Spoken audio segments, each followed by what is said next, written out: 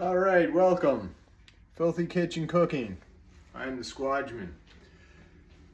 The pan is heating up. Waiting for the oil. I've got a steak here that I must cook. I've changed my ways a little in that I've been sleeping earlier and getting up to make my food instead of making my food and going to bed. So I'm very tired. I'm kind of groggy. I woke up and now I'm trying to shake the cobwebs, but if I don't get this cooked, I'm not going to get to work on time. So I hardly ate today. I had a bowl of oatmeal when I came home from work. That bag of oatmeal is almost empty. I think I've got one more oatmeal, which I'll probably have tomorrow, and then that's it for the oatmeal. I won't be buying any new oatmeal. I don't plan on it anyway.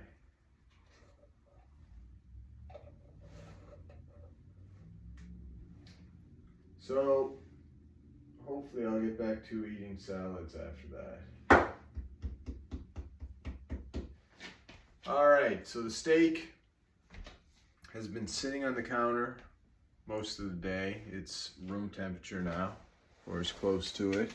It's amazing how much cold can be stored in a steak because you can let it sit out for a very long time.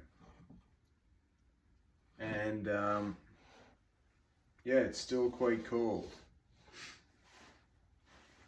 So that is quite interesting. Anyway, once this reaches its smoke point, I'm going to throw that on, but I'm also going to cook some eggs. I was thinking of cooking the eggs at the same time I cook the steaks, but I think I'm going to wait instead. But the coffee is made, so I am going to drink some coffee. So down with the plunger on the old French press.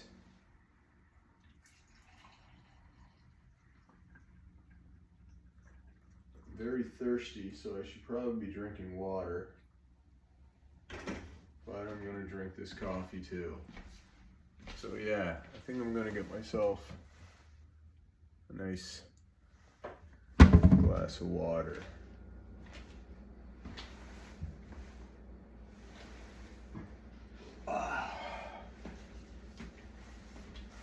While I wait for the smoke point to reach.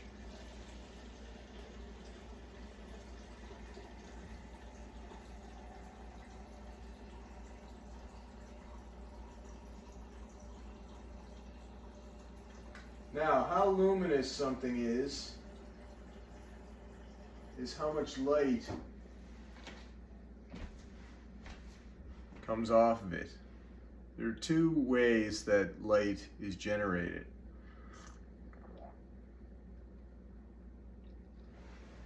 Maybe more, but light can be reflected, or light can be what's the term? I guess emitted, radiated out. And how luminous something is how powerful this light comes out. So the magnitude of the light, I think it's an exponential. For instance, if you have a flashlight and you step back double the distance, you multiply the area by 4. So it's an inverse square. Is that an inverse square or is that a square? Inverse square, I believe. And if you go 3 times, then the light spreads out 9 times, which is 3 squared. So how luminous it would be, yeah, there's a couple of factors. One factor is distance. Well, that would be the magnitude. different stars, excuse me, different stars obviously have different energy. This is ready now, so I'm going to put this in. Not just based on how big they are. In fact, the bigger the star, generally a lot of big stars don't have a lot of energy. The red giants or whatever, as opposed to these small, very hot stars. So how much light would be radiated or emitted from these stars? My terminology is probably off. I haven't studied this stuff in a long time. But it's not just, the point is, it's not just the distance and, you know, the distance is part of it. The luminosity also has to do with the composition of the star, what type of star it is, how powerful, how fast burning, how much energy the star has. You know, you have these little tiny stars that burn very hot and burn out very quickly. So you can't just lump all stars together is what I'm saying. Different stars have different properties, different luminosity. It's not just the distance and the fact that it's a star. It also has to do with what type of star it is. So I don't know if I've explained that, but just something to keep in mind. But anyway, I'm sure if you don't want to study this in depth, you can get a very good synopsis on some good YouTube channels. Because, yeah, it's been years since I studied this stuff. I used to have a good grasp on it, but the memory, you know, if you're not looking at this stuff all the time, it's hard to remember everything. But having had studied it in the past, it would be good for me to look at some of these YouTube videos too as a refresher. I was once accused of having a PhD in Wikipedia or something along those lines, which is not true. I studied a lot of stuff in-depthly, but there's only so much you can retain. There's only so much you can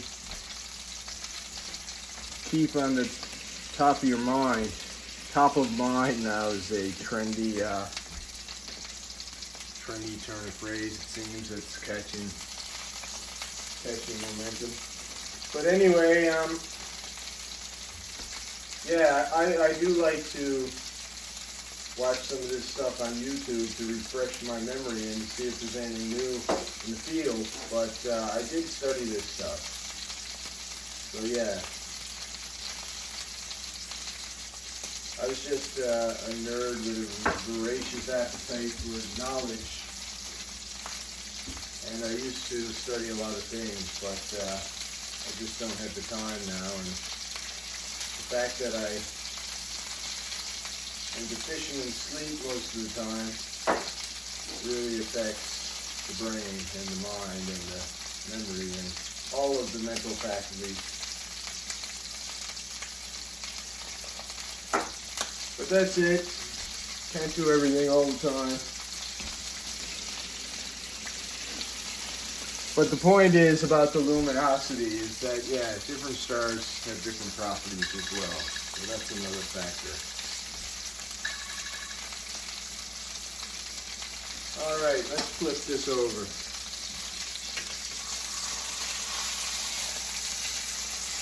Let's just flip this over. Here we go. I'm not happy with this oil. I don't think this is real olive oil. I cook the steaks the same way and the oil just seems to be burning all the time. So whatever that cheap oil I bought was, it seems to be very different from what I'm used to. Anyway, this steak is just about done, so I think we'll call this video here. Come back in a little while and I will have another video put up for you where I cook either the other steak or the eggs or both. Anyway, who loves you, baby? This guy, don't forget it. Till next time, love you. Remember, you're somebody's favorite person in this world, probably mine. And if you're going through tough times, I hope spending some time with me makes things a little easier. Remember, we got 3 tools that Hermann Hesse expressed in the character of Siddhartha. We can think and try to think positive. We can wait and try to be patient. And we can fast, which I will use as we will endure these hardships and hope for a better day. Till next time, goodbye. Love you.